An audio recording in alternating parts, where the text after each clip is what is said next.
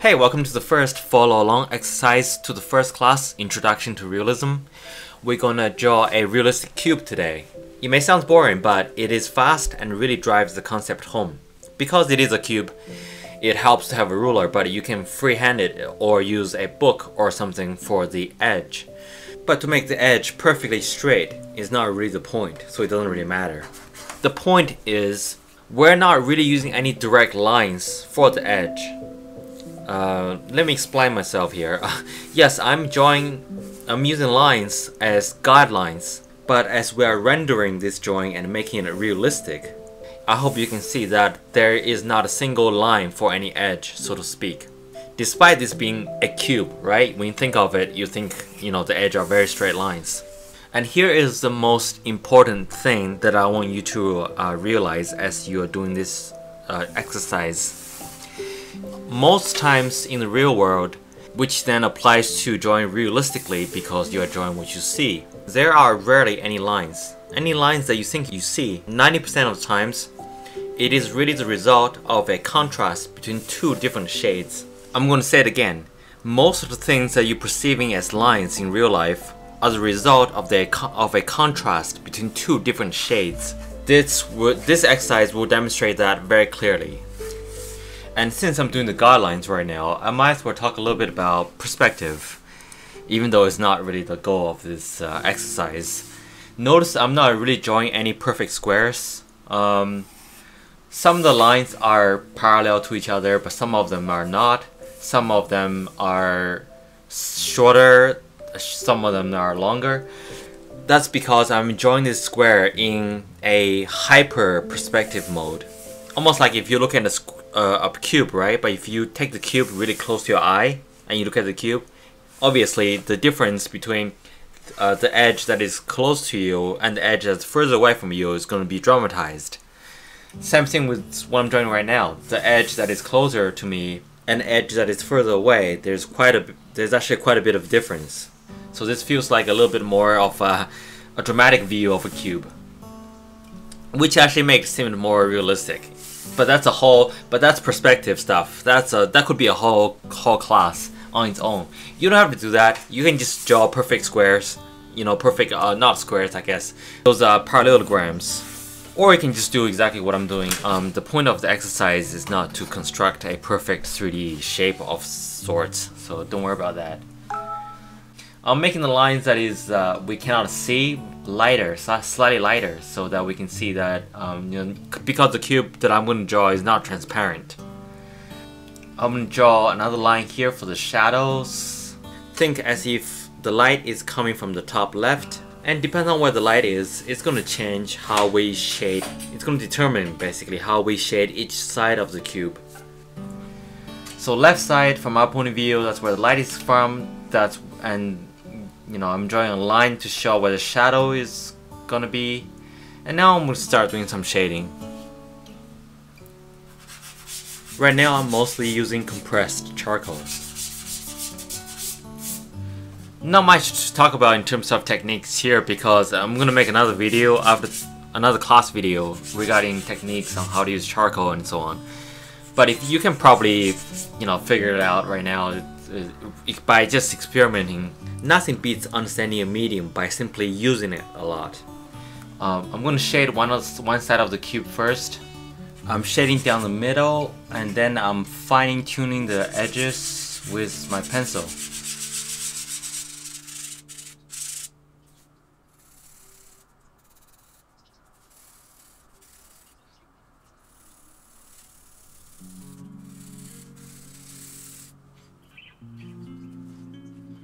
Again, you don't have to exactly draw the cube, or should I say construct the cube the way I did. You can just do it as simply as doing two squares and then connect them via the corners. Alright, so now I'm just shading the rest of the cube. Here is where you gotta watch out just to make sure each side of the cube has a different tone, right? Because the direction of where the light is coming from, that the light is coming from top left. So the side that is facing away from the light will be the darkest, which is the first side that I shaded. And then the next side, it probably catch some light, it will be a little bit lighter. and the side on top will be the lightest. So we have 3 shades for 3 different sides here. You can't really do anything wrong as long as you make sure that one side is dark, another is medium, another one is lightest. So in this case we have, I know right now it looks like they're very similar, but when I blend, I'm going to fine tune the shade.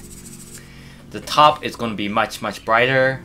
The side facing away from the light is going to be very dark. And now we covered up some of the construction lines, basically. If the cube was transparent, you know, those construction lines are now covered up. At this point, I think we have a decent cube going on here, and I'm going to add some shadow here. And generally the way shadow works is, the closer the shadow is from the object that is casting this shadow, the clearer the edge is of the shadow. And the further the shadow is away from the object, the blurrier it gets. Now I'm just gonna put in some background. The reason for the background is to purely show you guys that early on what I'm talking about regarding contrast and lines, and how there is really no lines. And you're gonna realize, and you can see now, that it's really just contrast between all kinds of different types of shades. And this part I can pretty much, I might speed up some part because it's pretty boring to watch. You can follow along and you will get the idea. The background is just really an abstract surface. It's, you know, its main purpose is just to contrast with the cube. Maybe like if the cube is on just this regular table or something. It's not as important regarding what I want to demonstrate in this exercise. So as you can see right now, once I did some really rough shading, I can then start to use one of the advantages of charcoal, especially soft charcoal, which is that it is so easily blendable. So I'm just gonna start blending the charcoal. I think I'm just using a little bit of paper tissue right now.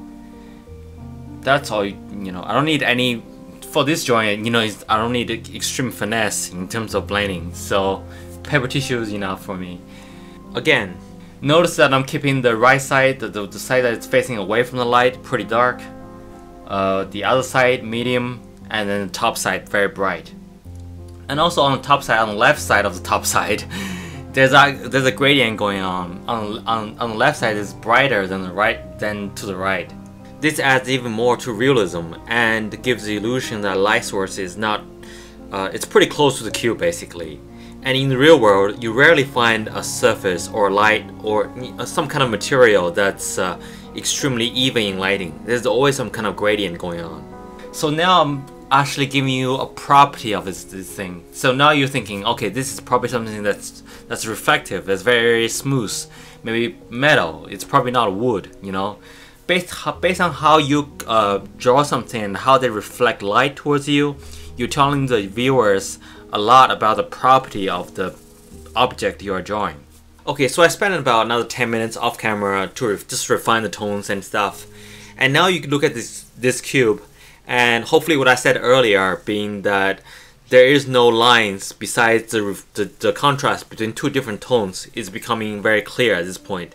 There are some dark lines by itself, particularly like the shadow at the bottom. But you know, that's what exactly you would see in the real world also. So the takeaway here is that what we're drawing here, and the reason it is able to look realistic, is because we're just using shapes. Just shapes of different tone values. This first exercise is a cube, which is fairly straightforward to draw and understand.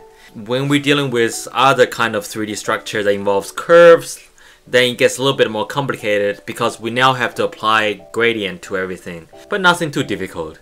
Please feel free to post your result on Patreon's community page so that I can make sure everyone follows the concept so far. And I'll talk to you guys in the next exercise video. Any questions, leave a comment, make a post, or just message me. Cheers!